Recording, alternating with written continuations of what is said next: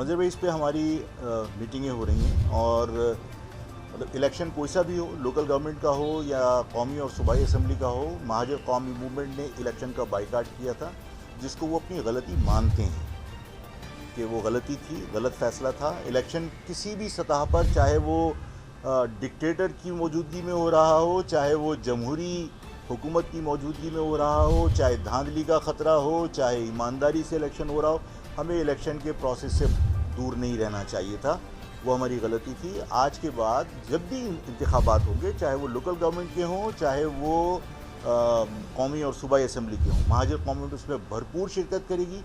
और अगर हमारी अपनी जो नज़रियाती तौर पर जिनसे हमारा कुर्बत है या करीब है हमारे, अगर कोई ऐसी सूरत हाल बनी कि उनके साथ सीट एडजस्टमेंट हुई, तो सीट एडजस्टमेंट भी की जा सकती है। और अगर नहीं भी होती तो महाजर कौमेंट इलेक्शन से दूर नहीं रहेगी। देखिए, मैंने एक बात ज़रूर कही थी, इसमें तो कोई शक नहीं है कि अल्ताफ़ हुसैन साहब का जो भी फ़ैसला आया, उसके बाद लोगों ने इस शहर में भी और सिंध के दूसरे छोटे शहरों में भी लोगों ने बाहर निकलकर खुशी का इजहार किया। इसका मकसद है कि उनकी फॉलोइंग अभी बाकी है। और मैं हमेशा कहता हूं कि देखिए, आफाक जिस बुनियाद पर सियासत कर रहा है, कि आफाक इस बुनियाद पर सियासत कर रहा है कि महाजर कौम के साथ ज़्यादती हो रही है, आप ये ज़्यादती बंद कर दीजिए, आफाक की पॉलिटिक्स ख़त्म हो जाएगी। ये डिस्क्रिमिनेशन आप एथनिक बेसिस के ऊपर ख़त्म कर दीजिए, आफाक की पॉलिटिक्स ख़त्म हो जाएगी।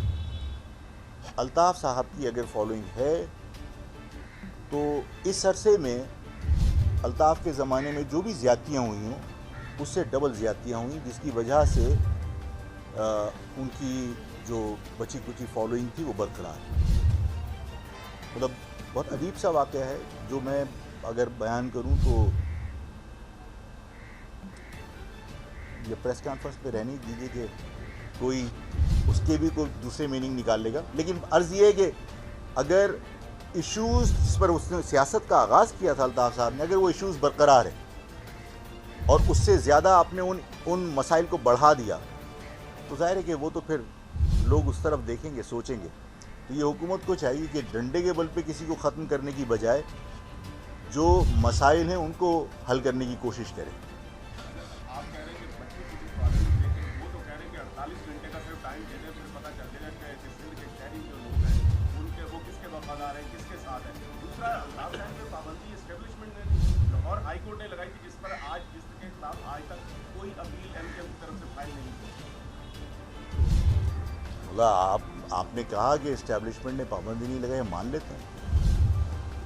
और हाई कोर्ट का फैसला, और हाई कोर्ट का फैसला, लाहौर हाई कोर्ट को तो आपको पता है ना कि देखिए, जो लोग पेश होते हैं वो किसके कहने पर पेश होते हैं, ना वो हम उससे मतलब हमसे पोशीदा हैं ना आपसे पोशीदा हैं। कि ज़ाहिर है कि कोई आदमी हाई कोर्ट में पेश हुआ, मतलब कोई इसके बारे में जानता है कि कौन है।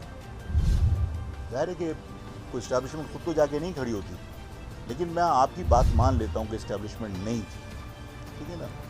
प्राइम मिनिस्टर साहब ने ये कहा था कि बरतानिया की जुडिशरी जो है ना, आइडियल जुडिशरी, और यहाँ पर हमें उस अदलिया का निज़ाम लाना चाहिए।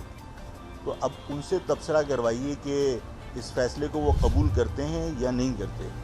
और अगर वो अभी तक आइडियल है वो जुडिशरी, तो फिर इस फ़ैसले को कबूल करके प्राइम मिनिस्टर को एग्जीक्यूटिव ऑर्डर को जारी कर देना चाहिए।